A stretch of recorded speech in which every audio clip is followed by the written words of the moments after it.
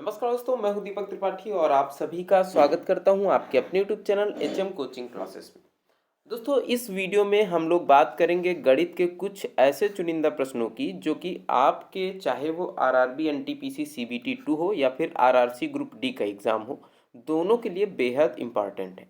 ठीक है। और मेन चीज़ क्या है, इस ये जो मेरा वीडियो बनाने का मोटिव है वो क्या है, कि यहाँ पर मैंने किसी भी sequence wise chapter wise topic को नहीं उठाया है कि एक एक टॉपिक को मैं उठाऊँ। यहाँ पर जो मैं क्वेश्चंस कराऊंगा आपको वो रैंडमली होंगे किसी भी एक टॉपिक से। हो सकता है कि एक प्रश्न किसी और टॉपिक से हो, उसके बाद अगला प्रश्न किसी दूसरे टॉपिक से हो। ठीक है। क्योंकि ये जो है मैंने प्रीवियस ईयर सेट से उठाए हैं सीधे सीधे, तो ये कुल मिलाकर के प्रीवियस ईयर क्वेश्चंस होंगे।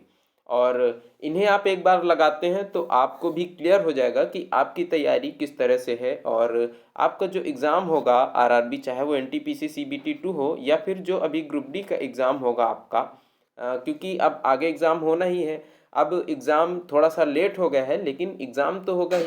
इसके लिए आपको तैयारी बेहतरीन तरीके से करनी ही पड़ेगी, क्योंकि अब जो आपने देखा है एनटीपीसी सीबीटी 1 का रिजल्ट कितना हाई कट ऑफ गया है, तो कट ऑफ हाई ही जाएगा। ठीक है।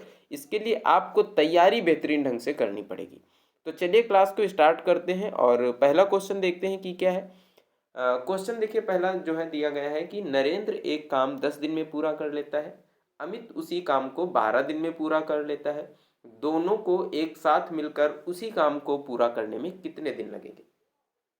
देखिए, आपका जो भी तरीका होगा इन प्रश्नों को सॉल्व करने का, मैं आपको एक बेहतरीन कॉन्सेप्ट और कम टाइम में किस तरह से आप किसी प्रश्न को कर सकते हैं, ऐसा कॉन्सेप्ट मैं आपको बताने वाला हूँ इस वीडियो में। तो बड़े ही ध्यान के साथ देखिएगा और एक एक चीज़ समझने की कोशिश करिएगा। अगर आपको कुछ भी समझ में नहीं आता है तो आप कमेंट करके बताइएगा, मैं उस टॉपिक की स्पेशली एक वीडियो लेकर के आपको बेहतरीन ढंग से उस टॉपिक को बिल्कुल बेसिक से क्लियर करा दूंगा। ओके। तो चलिए इस प्रश्न को देखते हैं। जैसे ये प्रश्न दिया गया है, नरेंद्र एक काम को 10 दिन में पूरा कर लेता है। तो नरेंद्र जो है एक काम को 10 दिनों में पूरा करेगा, अमित उसी काम को 12 दिनों में पूरा करेगा। जो टोटल वर्क होगा वो इनका एलसीएम हम लोग यहाँ पर ले लेंगे, हो जाएगा 60। अब नरेंद्र एक दिन में कितना काम करेगा, 6 करेगा, 10 छके 60। और अमित कितना काम करेगा, 12 पंचे 60 यानी 5। एक दिन में 5 काम करेगा तो 12 दिन में कितना काम कर लेगा, 60 काम कर लेगा। अब ये दोनों मिल करके एक दिन में कितना काम करेंगे आप देखेंगे, ये दोनों जोड़ दिए जाएंगे तो 6 5 11। दोनों मिल करके एक दिन में 11 काम करेंगे तो 60 काम कंप्लीट करने में कितना टाइम लगेगा, बस 60/11 काम, 11 टाइम लगेगा, यानी 60/11 दिन। तो यहाँ पर आपका कौन सा ऑप्शन सही हो जाएगा, ऑप्शन नंबर 1 सही हो जाएगा। आई होप आपको समझ में आ गया होगा, क्योंकि यहाँ पर आपका जो है वो टाइम दिया गया है 10 और 12 दिन। यहाँ पर जो है ये हमने टोटल वर्क मान लिया है कि टोटल वर्क कितना है, 60 है।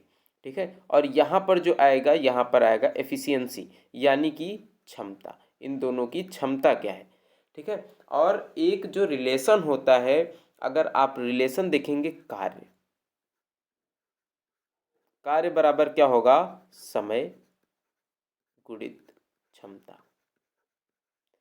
तो अगर रिलेशन आपको देखना है कार्य, समय और क्षमता में, तो वो रिलेशन क्या होगा, कार्य बराबर समय गुणित क्षमता। अब यहाँ पर आप टाइम और जो है क्षमता, टाइम और एफिशिएंसी का गुणा कराएंगे तो क्या आ जाएगा, वर्क आ जाएगा। बस इसी को आपको ध्यान में रखना है और इसी से पूरा प्रश्न सॉल्व हो जाएगा। ठीक है। चलिए आगे बढ़ते हैं। ये इसके लिए बहुत इंपॉर्टेंट, वर्क एंड टाइम के लिए बहुत इंपॉर्टेंट चीज़ है जो यहाँ पर मैंने आपको बताई है। अगर आपको कुछ भी यहाँ पर समझ में नहीं आता है तो आप कमेंट में बताइए, मैं ज़रूर इसके लिए एक स्पेशल वीडियो लेकर के आपका पूरा डाउट जो भी होगा वो क्लियर करूँगा। ओके। चलिए अब अगले प्रश्न की तरफ बढ़ते हैं और अगला प्रश्न देखते हैं कि क्या है। अगला प्रश्न जैसा कि आप देखेंगे, और मैं आपको सलाह दूंगा कि जब भी ऐसे प्रश्न आते हैं तो आप अगर इन्हें ऑप्शन से सॉल्व करेंगे तो ये बहुत आसान हो जाएंगे। हालांकि मैं इसे बिना ऑप्शन के भी सॉल्व करना आपको बता दूंगा, सिखा दूंगा। जैसे यहाँ पर देखिए प्रश्न दिया गया है कि नरेंद्र की माँ की आयु नरेंद्र की आयु की 4 गुनी है। 4 वर्ष पहले उसकी माँ की आयु उसकी तत्कालीन आयु से 6 गुना थी। उन दोनों की वर्तमान आयु ज्ञात कीजिए। चलिए, सबसे पहले तो वर्तमान में क्या दिया जा रहा है कि आयु 4 गुनी है और वर्तमान आयु ही पूछा जा रहा है। तो आप सबसे पहले ऑप्शन में देखेंगे कि नरेंद्र और उसकी माँ की, नरेंद्र की आयु की 4 गुनी होनी चाहिए उसकी माँ की आयु। तो यहाँ पर आप जितना भी आंसर देखेंगे 1 से लेकर के 4 तक, 7 चौको 28, 10 चौको 40, 5 चौको 20, 20 चौको 80, सारी की सारी यहाँ पर 4 गुनी मिल जाएंगी। ठीक है, अब आपको क्या करना है, आपको ये देखना है कि 4 वर्ष पहले, तो जाहिर सी बात है कि अगर नरेंद्र अभी 7 वर्ष का होगा और इसकी माँ अभी 28 वर्ष की होगी, तो 4 वर्ष पहले इसकी आयु कितनी रही होगी, 3 रही होगी, और इसकी माँ की कितनी रही होगी, 24 रही होगी। लेकिन प्रश्न में बोला जा रहा है कि उसकी तत्कालीन आयु से 6 गुना थी। तो आप देखेंगे क्या 3 से 6 को गुणा करने पर 24 आ रहा है, नहीं आ रहा है, इसका मतलब पहला ऑप्शन तो गलत हो जाएगा। अब बात आती है नेक्स्ट ऑप्शन की। ऑप्शन नंबर 2 दिया जा रहा है 10 वर्ष और 40 वर्ष। तो 10 वर्ष और 40 वर्ष वर्तमान उम्र तो बिल्कुल सही 4 गुना है। 4 साल पहले इनकी उम्र कितनी रही होगी, 6 रही होगी, और 4 साल पहले इनकी माँ की उम्र कितनी रही होगी, 36 रही होगी। तो आप देखेंगे कि क्या नरेंद्र की उम्र की 6 गुना यहाँ पर इनकी माँ की उम्र रही होगी 4 साल पहले। तो जी हाँ, बिल्कुल 6 और 6 का गुणा करेंगे तो कितना आ जाएगा, 36 आ जाएगा, और यही आंसर हो जाएगा, यही आपका सही उत्तर हो जाएगा। तो यहाँ पर कौन सा ऑप्शन सही हो रहा है, ऑप्शन नंबर 2 बिल्कुल सही हो जाएगा। तो वही मैंने आपको बताया कि अगर आप ऐसे प्रश्नों को ऑप्शन से करते हैं तो ये आपके लिए बेहद आसान हो जाएगा। चलिए अब देख लेते हैं कि अगर इसे बिना ऑप्शन के करना होता तो आप किस तरह से कर पाते। ठीक है, अगर सबसे पहले हम लोग देखें, यहाँ पर नरेंद्र की उम्र जो है 1 थी, तो इनकी माँ की उम्र कितनी रही होगी, 4 रही होगी, और 4 वर्ष पहले उसकी तत्कालीन उम्र से 6 गुना थी। यानी अगर नरेंद्र की उम्र 4 वर्ष पहले 1 रही होगी तो माँ की कितनी रही होगी, 6 गुना रही होगी, 6। अब हम लोग यहाँ पर अगर रेशियो मेथड का यूज करें या फिर क्रॉस प्रोडक्ट मेथड का यूज करें, तो यहाँ पर हम लोगों को क्या मिला कि 4 वर्ष पहले, यानी इन दोनों का 1 और 1 का जो अंतर होगा वो कितना होगा, 4 आएगा, और इनकी माँ का भी 1 और 4 और 6 का अंतर कितना आना चाहिए, 4 आना चाहिए। अगर हम लोग यहाँ पर क्रॉस प्रोडक्ट मेथड की बात करें तो 6, 1 से 4 का गुणा कितना होगा, 4, और 6 और 4 का गुणा 6 चौको 24। तो यहाँ पर 24 में से 4 को माइनस कर दिया जाएगा, क्योंकि क्रॉस प्रोडक्ट में हम लोग क्या करते हैं कि क्रॉस से गुणा कराते हैं और फिर इनका अंतर निकालते हैं। तो 24 में से 4 का अंतर अगर निकालेंगे तो कितना आ जाएगा, 20 आ जाएगा, यानी 20। ठीक है, और ये बराबर किसके होगा, 6 से 1 का गुणा, 1 से 4 का गुणा, 6 कम 6, 4 1 कम 4, 6 और 4 का अंतर कितना होगा, 2, और 2 यूनिट का मान कितना आया है, 20, तो 1 यूनिट का मान कितना आ जाएगा, 10 आ जाएगा। और अब दोनों की वर्तमान आयु कहाँ पर लिखी गई है, सबसे ऊपर 1 यूनिट बराबर 10 और 4 यूनिट बराबर कितना हो जाएगा, 40। ठीक है, तो यहाँ पर देखिए नरेंद्र की उम्र 10 वर्ष और इसकी माँ की उम्र 40 वर्ष आ जाएगा वर्तमान में। तो ये एक बिल्कुल शानदार सा मेथड है। इस तरह के बहुत सारे प्रश्न आप इस मेथड से कर सकते हैं। इसे भी डिटेल में अगर आपको सीखना है तो आप कमेंट करके बता सकते हैं। चलिए अब नेक्स्ट क्वेश्चन की तरफ बढ़ते हैं, और नेक्स्ट प्रश्न में दिया गया है, देखिए कि सीता एक होटल को 20 दिन में साफ कर सकती है, रीता उसी होटल को 30 दिन में साफ कर सकती है, दोनों मिलकर होटल को कितने दिन में साफ करेंगी, ये आपको बताना है। चलिए बताइए फटाफट से, और फिर मैं आपको बताता हूँ।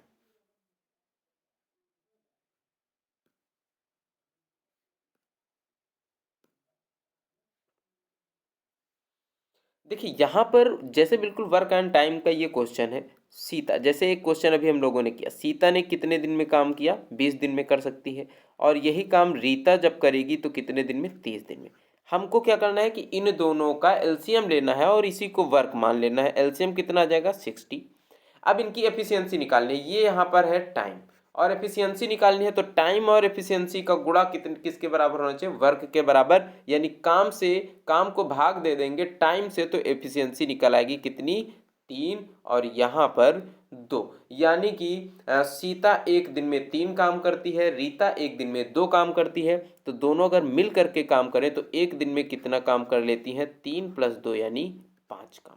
एक दिन में 5 काम कर लेती हैं, तो 60 काम करने में कितना दिन लगेगा, 60/5 बराबर कितना हो जाएगा, 12। और 12 दिन आपका यहाँ पर आंसर बिल्कुल राइट हो जाएगा। ठीक है, चलिए अब अगले प्रश्न की तरफ बढ़ते हैं और अगला प्रश्न देखते हैं। यहाँ पर देखिए हमने क्या किया, यहाँ पर वर्क अपान एफिशिएंसी किया गया। यानी कि मैंने आपको फार्मूला पिछले वाले में क्या बताया, कार्य बराबर क्या होता है, क्षमता गुणे समय। और यहाँ पर जो है, यहाँ पर हमने क्या किया है, यहाँ पर हमने क्या किया, पक्षांतर कर दिया किसका, क्षमता का। और समय बराबर क्या आ गया है, जब क्षमता का पक्षांतर कर देंगे तो समय बराबर कार्य बटे, कार्य के बटे में क्या चला जाएगा, क्षमता चला जाएगा। ठीक है, तो देखिए वर्क ऊपर है 60 और इन दोनों की क्षमता कितनी है एक दिन की, एक दिन में 5 काम करने की क्षमता है, नीचे आ जाएगा। तो यहाँ पर क्या आ जाएगा, टाइम आ जाएगा, टाइम है 12 दिन। Option number 1 is right answer. चलिए आगे वाले प्रश्न की बात करते हैं। अगला प्रश्न देखिए फटाफट से। एक कक्षा की परीक्षा में 5 छात्रों के प्राप्तांकों का औसत 39.20 है। उनमें से 3 के प्राप्तांकों का औसत 41 है। शेष 2 छात्रों के प्राप्तांकों का औसत ज्ञात कीजिए। 5 विद्यार्थियों के औसत प्राप्तांकों का औसत कितना है, 39.20, और उनमें से 3 का औसत कितना है, 41। बाकी के जो शेष 2 बचे हैं उनका औसत बताना है। सबसे पहली बात तो ये है कि आप इसे 2 तरीके से लगा सकते हैं। आप चाहें तो इनका टोटल निकाल सकते हैं, यानी 5 विद्यार्थी हैं, प्रत्येक का औसत है 39.20, तो टोटल इसका क्या होगा, 5 गुणे 39.20। ठीक है, इस तरह से आप एक तरीका है इसका कर सकते हैं। तो चलिए टोटल वाला पहले समझ लेते हैं। 0 आ जाएगा, 5 दूनी 10 का 0 हासिल लगेगा 1, 5 ने 45, 1 46 का 6 हासिल 4, 5 तिया 15, 4 19, 196। और जब इसको इसका टोटल निकाला जाएगा तो ये कितना आ जाएगा, 3 एक्का 3, 3 चौको 12, 123। 196 में से 123 को घटा दिया जाएगा और फिर बचेगा कितना, क्योंकि ये टोटल 5 का है। जब इनमें 3 का औसत घटा दिया जाएगा तो 2 का औसत, यहाँ पर 2 का सम बचेगा, टोटल बचेगा। ये कितना आएगा, 3, 9 में से 2 जाएगा 7। ठीक है, और संख्याएं कितनी है, 2। अगर हम इनकी संख्याओं का, अंकों जितनी अंक हैं उनको औसत से गुणा करते हैं तो योग आता है। तो अगर हमें औसत निकालना हो तो योग बटे संख्या कर देंगे तो औसत आ जाएगा, यानी इसे 2 से भाग कर दिया जाएगा तो कितना आ जाएगा, 2 तिया 6, 2 छक्के 12 और 2 पंचे 10, कितना आ जाएगा, 36.5। 36.5 सही उत्तर हो जाएगा। अब जो दूसरा तरीका है, वो दूसरा तरीका इसका क्या हो सकता है, थोड़ा सा इससे आसान हो सकता है आपको लगे। चलिए देख लेते हैं वो दूसरा तरीका क्या होगा। ठीक है, हो सकता है कि आपको इससे थोड़ा सा आसान लग जाए। चलिए देखिए, 5 संख्याओं का औसत कितना है, 39.20, और जब 3 संख्याओं का औसत इनमें से 41 है तो इसका मतलब यह है कि जो बाकी की 2 संख्याएं होंगी इनका औसत, अगर इन 3 संख्याओं का औसत इस 39.20 से ज़्यादा है, ये वाला औसत, तो इसका मतलब इन 2 संख्याओं का औसत 39.20 से कम होगा। इसका मतलब ये थर्ड ऑप्शन तो हो ही नहीं सकता है। ठीक है, अब देखिए इस 39.20 से ये कितना ज़्यादा है, 3 संख्याओं का जो औसत है, तो कितना ज़्यादा है, 0.80 अगर करेंगे तो यहाँ पर हो जाएगा 40, यानी 1.8 ज़्यादा है, 1.8 या फिर 1.80 ज़्यादा है। और संख्याएं कितनी है, 3। अगर ये इतना टोटल में ज़्यादा है, इसका मतलब ये जो 2 संख्याएं होंगी इनके सम में इतना ही कम होगा। ठीक है, ये सम इसमें से ज़्यादा है 1.8 3 संख्याओं में, तो इन जो 2 संख्याएं बची हैं इनका जो औसत होगा ये 39.20 से इतना ही कम होगा। ठीक है, लेकिन कितना कम होगा, अगर औसत में देखा जाए तो बटे 2 कर देंगे, क्योंकि ये यहाँ पर 2 संख्याएं हैं। ठीक है, अब 3 से गुणा करेंगे, पहले 2 से इसे काट देते हैं तो 0.9 आ जाएगा, और 9 त्रिक 27, यानी 2.7 यहाँ पर कम होगा। 2.7 को इसमें से क्या किया जाएगा, माइनस कर दिया जाएगा। यहाँ पर कितना बचेगा, ये तो 0 है, 0 ऐसे ही लिख सकते हैं, इससे कोई भी फर्क नहीं पड़ेगा। 12 में से 7 घटेगा 5, यहाँ पर 8 में से 2 घटेगा, कितना आ जाएगा 6, और यहाँ पर 3। तो 36.50 आपका डायरेक्ट यहाँ पर आंसर आ जाएगा। ठीक है, तो एक तरीका आपका ये भी हो सकता है। चलिए अब अगले प्रश्न की बात करेंगे और अगला प्रश्न देखेंगे फटाफट क्या होता है। जॉन, जानी और जनार्दन खेत में किसी काम को क्रमशः 6, 12 और 24 दिन में पूरा करते हैं। वे एक साथ मिलकर उसी काम को कितने दिन में पूरा करेंगे? चलिए बताइए फटाफट क्या होगा आंसर इसका। John, Johnny, Janardan. चलिए देखिए, जॉन, जॉनी और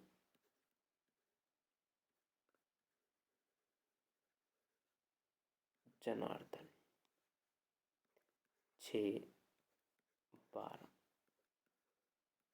24 वे एक साथ मिलकर कार्य को कितने दिन में कंप्लीट करेंगे? तो सबसे पहले हमें क्या करना होगा, इनका एलसीएम लेना होगा और इसका एलसीएम कितना आ जाएगा, 24 ही आ जाएगा। और एफिशिएंसी कितनी निकलेगी इस 6 वाले की, जो 6 दिन में काम करता है इसकी 4, जो 12 दिन में काम करता है इसकी 12 दूनी 24, इसकी 1।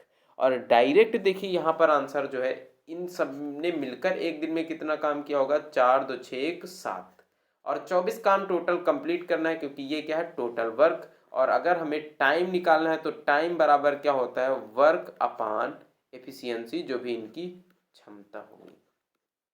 ठीक है, और वर्क कितना है 24, क्षमता कितनी है 7, तो 24/7 दिन ऑप्शन नंबर 1 यहाँ पर राइट हो जाएगा। चलिए अगला प्रश्न देखेंगे फटाफट से। यदि एक विक्रेता अपने माल का अंकित मूल्य क्रय मूल्य से 20% अधिक रखता है और 20% की छूट देता है तो उसका प्रतिशत लाभ या हानि ज्ञात कीजिए। यदि एक विक्रेता अपने माल का अंकित मूल्य क्रय मूल्य से 20% अधिक रखता है। चलिए यहाँ पर तो बहुत ही सिंपल ये प्रश्न है। जैसे ही 20% यहाँ पर क्या हो रहा है कि 20% पहले तो बढ़ाया जा रहा है किसी का मूल्य और फिर 20% क्या किया जा रहा है, घटाया जा रहा है। और जब इस तरह की कंडीशन है तो यहाँ पर 2 दूनी 4% की हानि होगी, ये डायरेक्ट पता रहता है। ठीक है, बहुत सारे लोगों को डायरेक्ट ये पता भी होगा। बहुत सारे लोग इसमें x+y+xy/100 वाला फार्मूला भी लगा देते होंगे, लेकिन मैं आपको बिल्कुल यूनिक सा तरीका बताने वाला हूँ, सक्सेसिव मेथड जिसे बोला जाता है। चलिए देखते हैं सक्सेसिव मेथड किसे कहा जाता है। 20% ये आपको दिया जा रहा है और 20% का मतलब क्या होता है, 1/5। ठीक है, 20% का मतलब 1/5। और जब क्रय मूल्य से 20% अधिक रखता है, यानी क्रय मूल्य अगर 5 रहा होगा तो 20% यानी 1 बढ़ा करके कितना मूल्य रखा गया होगा, 6 रखा गया होगा। और 20% की छूट भी देता है। अगर मूल्य 5 रहा होगा बढ़ाने के बाद तो उसमें से 1 की छूट देगा तो 4 का बेचेगा। अब यहाँ पर जो इसका क्या कहते हैं, उसका प्रतिशत लाभ या हानि, जो सीपी उसका रहेगा क्रय मूल्य, वो यहाँ पर आ जाएगा। ठीक है, और जो एसपी होगा सेलिंग प्राइस एसपी, वो यहाँ पर आ जाएगा।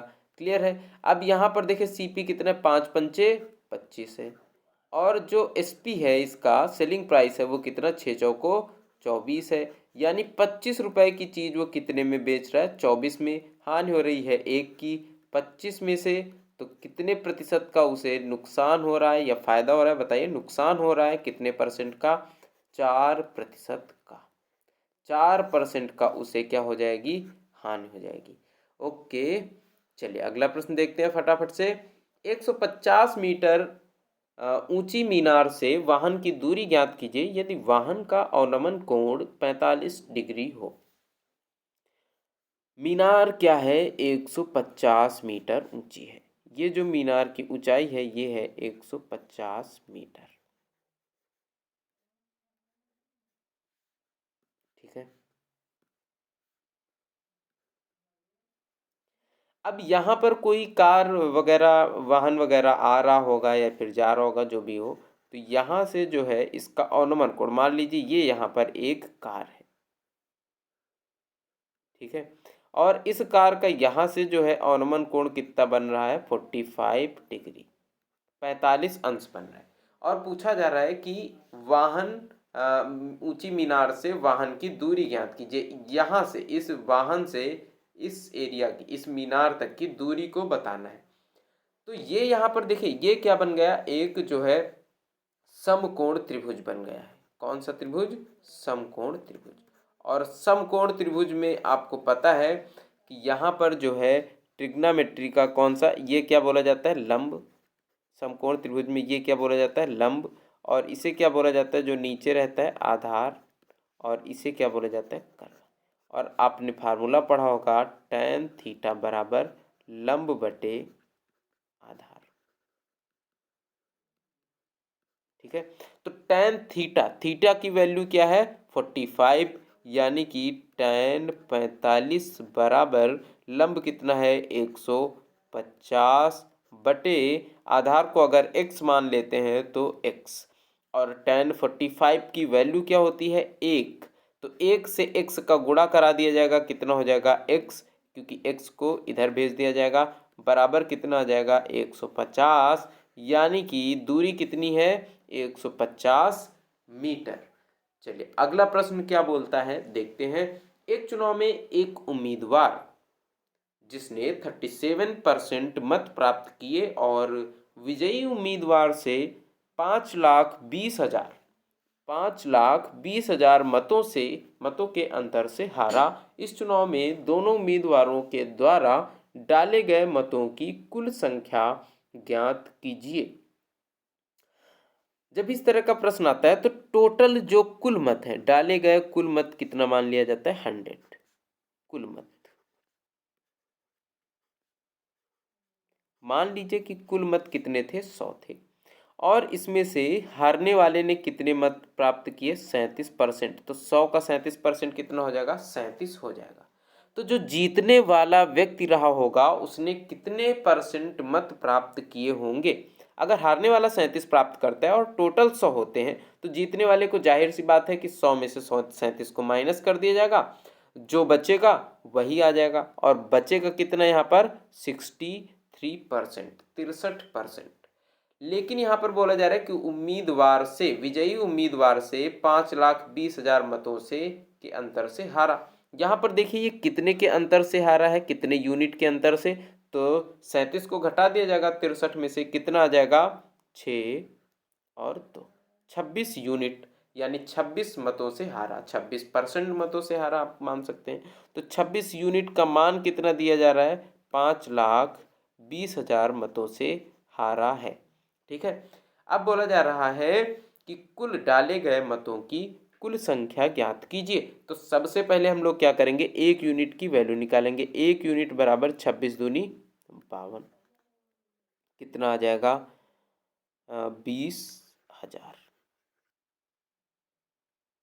ठीक है, 20,000, एक यूनिट का मान 20,000 और 100 यूनिट का मान निकालना होगा तो 2 जीरो इसके आगे क्या करेंगे? और बढ़ा दिए जाएंगे। ठीक है, टोटल कितने जीरो हो गए? 3 3 6, 2 के आगे 3 जीरो, 6 जीरो, 3 3 6, यानी ऑप्शन नंबर 2 आपका राइट हो जाएगा। ठीक है, चलिए अगला प्रश्न देख लेते हैं। अगला प्रश्न दिया गया है कि 120 के विषम और समभाजकों की कुल संख्या क्रमशः कितनी है? इस तरह के प्रश्न आते हैं और मुझे पता है बहुत सारे लोगों को इस तरह के प्रश्न समझ में ही नहीं आते हैं। चलिए देखते हैं कि इसका सॉल्यूशन किस प्रकार से होगा। 120 के विषम और समभाजकों की सबसे पहली बात तो यह है कि 120 के आपको गुणनखंड करने पड़ेंगे। 120 के कितने भाजक हो सकते हैं ये आपको प्राप्त करना पड़ेगा, निकालना पड़ेगा, क्योंकि प्रश्न कई प्रकार से आते हैं। ये भी पूछा जा सकता है कि 120 के अभाज्य गुणनखंडों की संख्या बताओ, 120 के कुल गुणनखंडों की संख्या बताओ, या फिर सम और विषम भाजकों की कुल संख्या कितनी है ये बताओ। इस तरह से पूछा जा सकता है। चलिए सबसे पहले तो इसके गुणनखंड निकालने का क्या तरीका होगा? 120 लिखेंगे और मिनिमम जो छोटी से छोटी संख्या होगी अभाज्य संख्या से स्टार्ट करेंगे इसे विभाजित करना। 2 से विभाजित करेंगे, 2 छाके 12, 60। फिर 2 से विभाजित करेंगे तो कितना आ जाएगा? 30। फिर 2 से विभाजित करेंगे कितना आ जाएगा? 15। फिर यहाँ पर 3 से विभाजित किया जाएगा, कितना आ जाएगा? 5। 5 से विभाजित किया जाएगा, कितना आ जाएगा? 1। अब आपको करना है क्या? ये बनाना है 2 की घात 3 गुणित 3 की घात 1 गुणित 5 की घात 1। अब यहाँ पर देखिए जो विषम और समभाजक पूछा जा रहा है आपसे। तो जो विषम भाजक है वो कौन कौन से हैं? 3 और 5। 3 और 5 कितने कितने भाजक हैं देखिए जरा। अब यहाँ पर कैसे पता चलता है, इसका एक ट्रिक समझिए। जो 3 की घात 1 लिखी हुई है, इस 1 में आपको क्या करना है? 1 ऐड करना है और फिर उसके बाद ये जो 1 लिखा हुआ है 5 की घात में, इसमें भी 1 ऐड करना है। 2 और 2 हो जाएंगे, इनका गुणा कर देना है, 2 दूनी 4। यानी कि ये कैसे भाजक हो गए? विषम भाजक हो गए।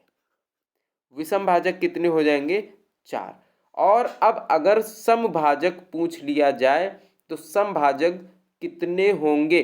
तो देखिए यहाँ पर समभाजक जो है 2 की घात कितनी दी गई है? 3 दी गई है। ठीक है, अब यहाँ पर जब 2 को 3 से गुणा करा दिया जाएगा या 2 को 5 से गुणा करा दिया जाएगा तो वो भी क्या हो जाएंगे? समभाजक हो जाएंगे। ठीक है, तो यहाँ पर सबसे पहली चीज़ तो यही देख लीजिए कि 2 गुणित 3 गुणित 5, 2 तियाँ 6, 6 पंचे 30, ये कैसा भाजक है? समभाजक है। तो इसी तरह के काफ़ी सारे यहाँ पर हो जाएंगे और वो कौन कौन से हो जाएंगे देख लीजिए, समभाजकों की संख्या कैसे निकाली जाएगी। ठीक है, यहाँ पर सबसे पहले तो अब टोटल भाजक आप निकाल लीजिए, क्योंकि 2 की घात कितनी है? 3, तो 3 प्लस 1 करेंगे कितना हो जाएगा? 4 गुणित 1 प्लस 1 करेंगे कितना हो जाएगा? 2 गुणित ये 1 प्लस 1 करेंगे कितना हो जाएगा? 2। टोटल कितने भाजक हैं या टोटल कितने गुणनखंड 120 के होंगे, ये इस तरह से निकाल सकते हैं या निकाला जाता है। ठीक है, 4 दूनी 8, 8 दूनी 16, यानी कुल जो भाजक है वो कितने हैं? 16। विषम भाजक कितने हैं? 4। तो बचे कितने हुए हैं? 12, यानी 12 कैसे भाजक हो जाएंगे? समभाजक हो जाएंगे। ठीक है, ये 12 कैसे भाजक हो जाएंगे? समभाजक हो जाएंगे। अगर यहाँ पर आपसे पूछ लिया जाए कि अभाज्य भाजकों की संख्या कितनी है, तो अभाज्य भाजक कितने होंगे मेरे प्यारे दोस्तों? ये 2 हो जाएगा, 3 हो जाएगा और 5 हो जाएगा। ये 3 अभाज्य भाजक हो जाएंगे। कैसे भाजक हो जाएंगे? अभाज्य भाजक हो जाएंगे। ठीक है, क्लियर है? यहाँ पर आपसे जिस तरह का भी प्रश्न पूछा जाए आप उसे सॉल्व कर सकते हैं। चलिए अगला प्रश्न देखते हैं। साधारण ब्याज की कितने प्रतिशत वार्षिक दर पर एक धनराशि 5 वर्षों में मूल धनराशि के 8/5 के बराबर होती है? पूछा जा रहा है कि एक धनराशि 5 वर्ष में मूल धनराशि के 8/5 के बराबर होती है। सबसे ज़्यादा मुझे पता है कि जो आपको प्रॉब्लम क्रिएट करता है वो ये भिन्न करता है कि मूल धनराशि का 8/5 क्या होता है। ठीक है, तो यहाँ पर देखिए, जो यहाँ पर किसकी बात करी जा रही है कि एक धनराशि, ठीक है, एक धनराशि 5 वर्ष में मूल धनराशि की यानी मूलधन के 8/5 के बराबर है। तो वो जो धनराशि है वो मूलधन का, अब देखिए यहाँ पर क्या आप कर सकते हैं, अगर आपको नहीं समझ में आ रहा है इस भिन्न का मतलब, वैसे तो मैं आपको बता दूं जब भी ये भिन्न लिखा होता है और यहाँ पर अगर धनराशि लिखा हुआ है तो धनराशि का मतलब होता है कि ये जो 8 है आपका, ये हो जाएगा अमाउंट यानी कि मिश्र धन। ठीक है, और ये जो नीचे संख्या रहेगी ये क्या हो जाएगी? मूलधन हो जाएगी। अगर यहाँ पर आपका धनराशि की जगह पर ब्याज लिखा होता कि वार्षिक दर पर ब्याज जो है 5 वर्ष में मूल धनराशि का 8/5 के बराबर हो जाता है, तो फिर ये मिश्र धन की जगह पर क्या हो जाता? ब्याज हो जाता। लेकिन यहाँ पर धनराशि लिखी हुई है। आप अगर ऐसे नहीं समझ पाते हैं तो आप इस तरह से निकाल लीजिए कि मूल धनराशि यानी कि मूलधन का 8/5 क्या हो जाता है? धनराशि हो जाती है, यानी कि मिश्र धन हो जाता है। अब मिश्रधन और मूलधन का अनुपात बना लीजिए, तो मूलधन बटे में मिश्रधन को इधर भेज दीजिए, क्या आ जाएगा? मिश्रधन बराबर में चला जाएगा ये और संख्या जाएंगी पलट, 5 ऊपर और 8 नीचे। जब बराबर के उधर जाएगा तो मूलधन देखिए किसके बराबर आया? 5 यूनिट के। मिश्रधन किसके बराबर आया? 8 यूनिट के बराबर आया है। और 5 वर्ष में टाइम जो आपको दिया गया है वो कितना दिया गया है? 5 वर्ष दिया गया है। रेट आपसे पूछा जा रहा है कि रेट क्या होगा। ठीक है, और मूलधन भी आपको दिया गया, मिश्रधन भी दिया गया। जब मिश्रधन कितना है? 8 और मूलधन है 5, तो ब्याज कितना मिला है दोस्तों? ब्याज मिला है 3 का। 3 का ब्याज मिला है 5 में से कितने वर्ष में, 5 वर्ष में। अब यहाँ पर देखिए 2 तरीके हैं। एक तरीका तो सिंपल सा ये है कि 3 ब्याज, मूलधन 5 है, टाइम कितना है 5 है, और रेट आपको निकालना है तो गुणे क्या कर देंगे 100% कर देंगे। 5 पंचे 25, 25 चौको 100, 4 तियाँ 12% हो जाएगा। ये आपका जो है वो डायरेक्ट मेथड है, ठीक है। लेकिन अगर आप चाहें तो इसे फार्मूले से भी लिख सकते हैं, सेम वही चीज़ हो जाएगी। SI बराबर क्या हो जाता है PRT/100, और SI आपका जो ब्याज है वो 3 दिया गया है, P जो है मूलधन वो 5, R आपको निकालना है, टाइम कितना दिया जा रहा है 5 वर्ष दिया जा रहा है, बटे में 100। देखिए वही चीज़ हो जाएगी, 5 पंचे 25 चौको 100, R बराबर कितना हो जाएगा, ये 4 और 3 का गुणा, 4 तियाँ 12% हो जाएगा, यानी ऑप्शन नंबर 4 सही हो जाएगा, ठीक है। चलिए अगले प्रश्न की तरफ बढ़ते हैं। यहाँ पर प्रश्न दिया जा रहा है कि 45:75, 3:5, 51:68 और 256:81 का मिश्र अनुपात ज्ञात कीजिए। मिश्र अनुपात किसे कहते हैं? सबसे पहली बात तो यही है कि आपको जो कन्फ्यूजन होगा यहीं पर होगा कि मिश्र अनुपात किस बला का नाम है। तो देखिए जैसे 2-3 अनुपात दिए जाए, तो जैसे ये अनुपात दिया जाए X/Y, Y/Z, A अनुपात B, और पूछा जाए मिश्र अनुपात क्या होगा, तो आप सिंपली ये कर लेंगे X/Y/A बटे में X/Z/B, और फिर देखेंगे ये Y है तो Y से Y हो जाएगा कैंसिल, मिश्र अनुपात क्या आ जाएगा AX/PZ। क्लियर है? इस तरह से आप मिश्र अनुपात निकाल सकते हैं। अब देखिए यहाँ पर मिश्र अनुपात क्या होगा, तो सीधे सीधे दिया जा रहा है 45:75, यानी 75 कहाँ पे जाएगा, बटे में जाएगा, और आपको क्या कराना है, गुणा कराना है, गुणे 3 बटे में 5 गुणे 51 बटे में 68 गुणे 256 बटे में 81। अब जो कटेगा उसे क्या करना है, काट लेना है। जैसे 9 पंचे 45, 9 नया 81, 5 से 5 कैंसिल हो जाएगा, 3 से कट जाएगा ये 3 त्रिका 9, 3 से ये कट जाएगा 17, 17 3 51, 17 से कट जाएगा 17 चौको 68, 4 से ये कट जाएगा 4 छंग 24, 4 चौको 16, ठीक है। तो क्या आ जाएगा 64/75, यानी कि 64:75, जो भी आपको ऑप्शन में मिल जाए 64/75 सही उत्तर हो जाएगा। तो आई होप आप समझ गए होंगे कि मिश्र अनुपात किसे बोला जाता है। चलिए अगला प्रश्न अब देख लेते हैं फटाफट से। अगला प्रश्न दिया गया है 2 की घात 2 गुणे 3 की घात 1 गुणे 5 की घात 2 गुणे 7 की घात 1 के ऐसे कितने गुणनखंड हो सकते हैं जो 50 से विभाज्य हैं लेकिन 100 से विभाज्य नहीं है। ध्यान रखना है चीज कि 50 से विभाजित हो लेकिन 100 से विभाजित ना हो, ऐसे कितने गुणनखंड इसके बनाए जा सकते हैं। संख्या जो दी गई है वो क्या दी गई है, 2 की घात 2 गुणे 3 की घात 1 गुणे 5 की घात 2 गुणे 7 की घात 1। तो आपको ये समझना है कि यहाँ पर 50 से विभाजित होने वाली संख्या किस तरह से बनाई जा सकती है। तो जब भी एक जीरो आया है यहाँ पर, जैसे एक जीरो आया है इसका मतलब 1 5 और 1 2 तो 100% मिला होगा। अब इससे अगर 1 2 ले लिया जाए, इससे 1 5 ले लिया जाए तो कितना बन जाएगा, 5 दूनी 10, यानी 1 जीरो तो आ चुका है।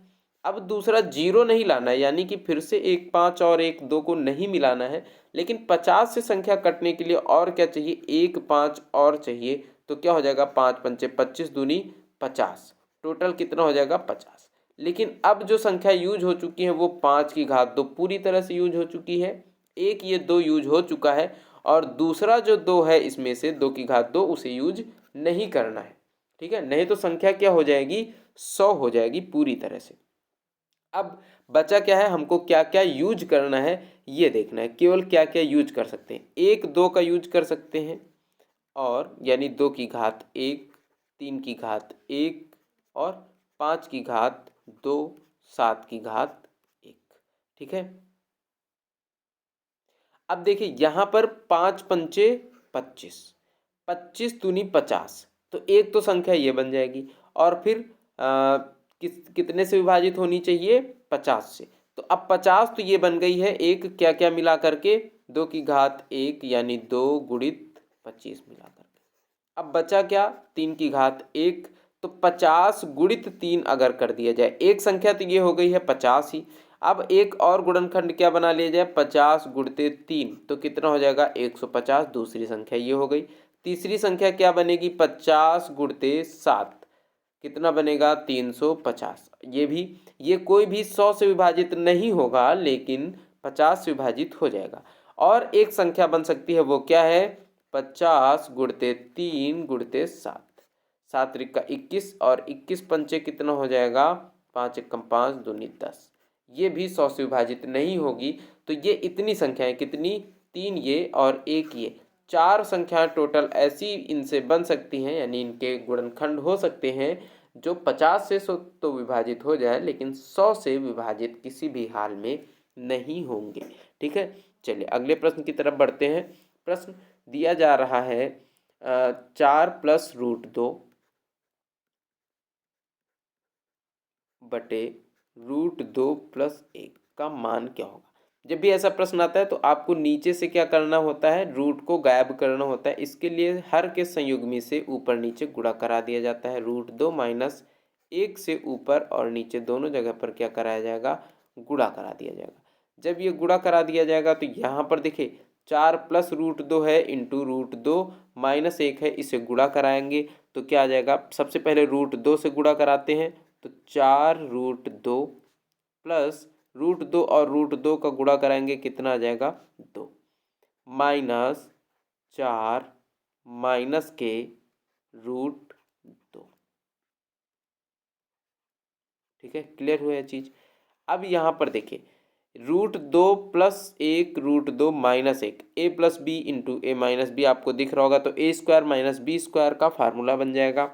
ए स्क्वायर यानी रूट 2 का स्क्वायर कितना होगा 2, 1 का स्क्वायर माइनस 1 ही हो जाएगा और 2 में से 1 घटेगा तो 1 ही आ जाएगा, केवल ऊपर अब क्या बचेगा 4 रूट 2 में से ये रूट 2 कैंसिल हो जाएगा, कितना बचेगा 3 रूट 2 यानी 3 रूट 2 बचेगा और माइनस 4 में से 2 घट जाएगा, कितना बचेगा माइनस का 2। तो देखिए कौन सा ऑप्शन मैच कर रहा है, ऑप्शन नंबर 3, 3 रूट 2 माइनस 2। अगला प्रश्न देखते हैं। अगला प्रश्न देखिए दिया जा रहा है x प्लस 1 अपान एक्स बराबर 2 है तो x square plus 1 upon x square बराबर क्या होगा।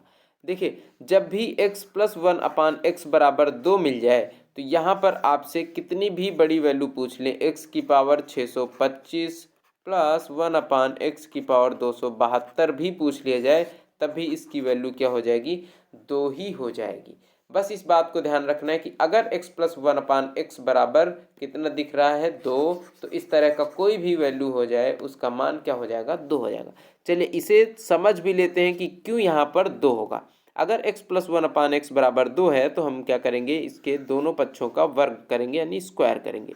तो x square plus 1 upon x square plus 2 गुणते एक्स इंटू 1 अपान एक्स हो जाएगा, बराबर में क्या आ जाएगा 2 दूनी 4 आ जाएगा। ठीक है, अब यहाँ पर बचेगा कितना x square plus 1 upon x square plus x से एक्स ये हो जाएगा कैंसिल, बचेगा 2 बराबर 4 हो जाएगा। X square plus 1 upon x square बराबर 4 में से ये 2 घट जाएगा उधर जा करके पक्षांतर करके, तो कितना बचेगा 2 बचेगा। इसी तरह से कोई भी संख्या यहाँ पर अब इस x की पावर कितनी भी यहाँ पर लग जाए, यहाँ पर पावर कितनी भी चेंज कर दी जाए, हमेशा वैल्यू क्या आएगी 2 ही आएगी। ठीक है, इस 2 के केस में। चलिए अगला प्रश्न देख लेते हैं। अगला प्रश्न दिया जा रहा है कि 45 किलोमीटर प्रति घंटे की चाल से चल रही एक रेलगाड़ी 4 घंटों में कितने खंभों को पार कर लेगी। यदि दिया गया है कि रेल मार्ग पर खंभे 50 मीटर की दूरी पर स्थित हैं और रेलगाड़ी की यात्रा के आरंभ में ही एक खंभे को पार कर लेती है, स्पीड जो दी जा रही है वो कितनी है 45 किलोमीटर पर आवर और जो टाइम है वो कितना है 4 आवर। ठीक है, कितने खंभों को, और प्रत्येक खंभा कितनी दूरी पर लगा है, 50 मीटर की दूरी पर लगा है। तो सबसे पहले आपको ये देखना है कि ये कितने मीटर की दूरी चलेगी, ये रेलगाड़ी 4 घंटे में कितने मीटर की दूरी चलेगी। स्पीड है 45 की, टाइम है 4 घंटा, तो डिस्टेंस बराबर क्या होता है, स्पीड इंटू टाइम। 45 गुणते 4, 4 पंचे 20, 4 चौको 16, 2 18, 180 किलोमीटर चलेगी। और अगर इसे मीटर में चेंज किया जाए तो 1 2 3, 1000 से गुणा कर दिया जाएगा, 1,80,000 मीटर चलेगी। और प्रत्येक 50 मीटर पर एक खंभा है, ठीक है, तो इसे 50 से क्या कर दिया जाएगा, भाग कर दिया जाएगा। अब पता चल जाएगा कि एक खंभा, देखिए मान लीजिए ये यहाँ से यहाँ तक चली तो क्या मिला, एक खंभा मिला। तो 50 मीटर के बाद एक खंभा मिला है, फिर इसके बाद 50 मीटर के बाद एक खंभा मिलेगा। टोटल कितनी दूरी तय हुई है, उस दूरी में कितने खंभे मिले हैं, ये निकालने के लिए हमें क्या करना होगा, टोटल दूरी में जो खंभों की दूरी है उससे क्या करना होगा, भाग। यहाँ पर काट दिया जाएगा, कितना आ जाएगा, 5 तिया 15, 5 छक्के 30, 1 और 2 जीरो, 3600 आ जाएगा। लेकिन एक चीज़ और बोली गई है कि आरंभ में ही एक खंभा था, यानी कि इसे स्टार्टिंग में एक खंभा फ्री का मिल गया बिना 50 मीटर की दूरी चले हुए। तो यहाँ पर एक इसमें और ऐड हो जाएगा और आंसर क्या हो जाएगा, 3601 हो जाएगा। ये बात आपको ध्यान में रखनी है, क्योंकि इसे प्रत्येक 50 मीटर के बाद एक खंभा मिलना चाहिए, लेकिन स्टार्टिंग वाला खंभा इसे बिना 50 मीटर की दूरी चले हुए मिल जाएगा, इसीलिए एक खंभा एक्स्ट्रा वो और कवर कर लेगी। अब यहाँ पर जो है ये लास्ट प्रश्न दिया गया है, प्रश्न आपको सही से विजिबल नहीं होगा, मैं यहाँ पर लिख देता हूँ। 12 गुणिते 15, 15 गुणे 21 और 12 गुणे 21 का मासा ज्ञात कीजिए। चलिए यहाँ पर क्या ज्ञात करना है, मासा। और मासा क्या होता है, जो कॉमन टर्म्स होते हैं, जितने भी यहाँ पर दिए गए हैं, जितने भी संख्याएं दी गई हैं, सब में जो कॉमन हो वही इनका क्या हो जाएगा, मासा हो जाएगा। अब अगर हम लोग इन्हें अभाज्य गुणनखंडों में तोड़ें सभी को, तो इनमें क्या क्या कॉमन होगा, बस वही निकाल लेंगे और वही मासा हो जाएगा। 12 को अभाज्य गुणनखंडों में किस तरह से तोड़ा जा सकता है, 2 गुणे 2 गुणे 3, और 15 को 3 गुणे 5, ठीक है। ये हमने अभाज्य गुणनखंडों में तोड़ दिया। इसी तरह से 15 को किस में तोड़ा जाएगा, 3 गुणे 5 गुणे 3 गुणे 7, 15 और 21 हो गया, ठीक है। अब 12 और 21, 2 गुणे 2 गुणे 3 गुणे 3 गुणे 7, इस तरह से तोड़ लिया। अब देखिए यहाँ पर इन सब में क्या क्या कॉमन है, तो क्या क्या कॉमन है, क्या 2 सब में कॉमन है, 2 यहाँ पर यहाँ पे मिल जाएगा, इसमें नहीं मिलेगा, यानी 2 यहाँ पर कॉमन नहीं है। क्या 3 कॉमन है, तो 1 3 1 3 1 3, 3 यहाँ पर कॉमन है, फिर 1 3 1 3 और ये 1 3, फिर से 1 3, ये कॉमन है। और देखिए क्या क्या कॉमन है, क्या और कुछ इसमें कॉमन है, 5 यहाँ पर है लेकिन यहाँ पर नहीं है, इसलिए 5 कॉमन नहीं होगा। 7 यहाँ पर है लेकिन यहाँ पर नहीं है। 2 और 2 यहाँ पर है लेकिन यहाँ पर नहीं है। तो केवल कॉमन टर्म क्या है सब में, 3 और 3, यानी 3 और 3 का गुणा कितना हो जाएगा, 9, और यही इसका आंसर हो जाएगा, ठीक है। आई होप आपको ये सारे प्रश्न समझ में आए होंगे अच्छे तरीके से, और यही कुछ प्रश्न थे आज जो मैंने कलेक्ट किए थे। ये सारे प्रश्न जो हैं, मैं आपको बता दूं कि ये सारे प्रश्न प्रीवियस ईयर एग्ज़ाम पेपर से हैं, ठीक है। तो और यही इसी टाइप के प्रश्न रेलवे अक्सर पूछता है, क्योंकि ये सारे प्रश्न मैंने रेलवे के ही प्रीवियस ईयर एग्ज़ाम से निकाले हुए हैं, ठीक है। तो आप समझ सकते हैं कि रेलवे किस टाइप के प्रश्न पूछता है और आपको किस तरह से तैयारी करनी है। मैं आपसे यही रिक्वेस्ट करूंगा कि अपनी जो है तैयारी बेहतरीन ढंग से करते रहिए, बाकी सारी चीज़ों को ध्यान मत दीजिए, बाकी क्या हो रहा है क्या नहीं हो रहा है, रिजल्ट कब आएगा कब नहीं आएगा, अब क्या होगा, रिवाइज रिजल्ट आएगा या नहीं आएगा, कोर्ट में केस चलेगा या नहीं चलेगा, इन सारी चीज़ों से आपको बहुत ज़्यादा डिस्टर्ब होने की ज़रूरत नहीं है, क्योंकि एक बात तो आप समझ सकते हैं कि अगर आपका CBT 1 क्लियर हुआ है तो आपको कोई भी दिक्कत नहीं है। CBT 2 अगर आपका क्लियर हो चुका है तो कोई भी रिजल्ट है, रिवाइज रिजल्ट है, कुछ भी है, आपका जो है क्लियर ही होगा। CBT 1 क्लियर होगा 100%, और आपको CBT 2 देने का 100% मौका दिया जाएगा, मिलेगा। ठीक है, और आपको CBT 2 में एक अच्छा स्कोर करना है, जिससे कि आपने अगर CBT 1 क्लियर किया है तो आपका CBT 2 भी क्लियर हो जाए। ठीक है, और इसी के साथ तैयारी करते रहिए बेहतरीन ढंग से। मैं आपको इसी तरह तैयारी कराता रहूँगा, और इसी तरह के वीडियो बेहतरीन और बेहतरीन कंटेंट, आप ये कह सकते हैं कि अच्छे प्रश्न। और अभी तो आज शुरुआत है, अब मैं जो है कलेक्ट करूँगा इसी तरह के और भी काफ़ी अच्छे अच्छे प्रश्नों को कलेक्ट करूँगा, अच्छे अच्छे प्रश्नों का संग्रहण करके आपको इसी तरह से बेहतरीन कॉन्सेप्ट आपके लिए लेकर के आऊँगा। और आपसे भी एक रिक्वेस्ट है कि आप जितना ज़्यादा हो सके उतना ज़्यादा सपोर्ट अपना जो है बनाइए, अपना सपोर्ट दिखाइए, वीडियो को लाइक कीजिए, शेयर कीजिए, चैनल को भी सब्सक्राइब कीजिए। और जो भी आपको कहीं पर भी आपको डाउट लगता है, या फिर आपको लगता है कि इस जगह इस टॉपिक को आपको अच्छे से समझना है, तो आप एक बार बोलिए मुझसे, कमेंट करके मुझे बताइए, और मैं उसी टॉपिक को बेहतरीन ढंग से एक बेहतरीन क्लास के साथ आपको बिल्कुल बेसिक से, बिल्कुल जीरो लेवल से स्टार्ट करके आपको वो बिल्कुल अच्छे से सिखा दूंगा। आपको मैथ आती है या नहीं आती है, आप मैथ में कमज़ोर हैं या फिर आपको बिल्कुल ही मैथ नहीं आती है, तब भी आप हमसे जुड़ सकते हैं, और मैं आपको बेहतरीन कॉन्सेप्ट सिखाने का पूरा वादा करता हूँ। ठीक है, और अब मैं मिलूँगा आपको नेक्स्ट क्लास में, तब तक के लिए बाय बाय, टेक केयर, जय हिंद, नमस्कार।